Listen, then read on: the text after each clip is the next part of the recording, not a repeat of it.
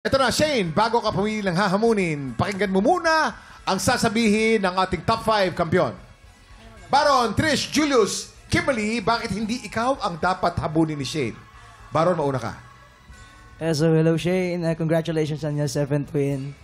Alam mo, isa ako sa mga pinakamatagal na decision na nandirito, no? So tingnan natin kung babangga ka ba sa matagal na o sa bago pa lang. Ayan. Wow! Fighting spirit, di ba? Oo, Siyempre, pag kakanervyos. pinakamatagal ka na dyan, ibig sabihin hindi ka matibag eh. Yes, oo, tama naman. Tingnan natin kung anong masasabi ni Julius. Julius. Alright, Shane, kababalik ko lang galing London. Kung ako pipiliin mo, ayoko na makantayin sa yung London Shane is falling down. Ayon!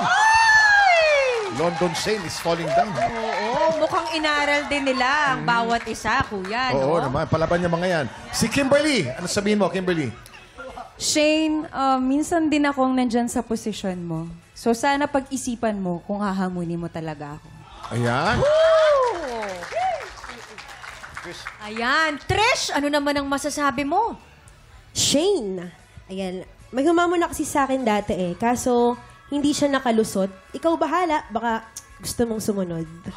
Ay!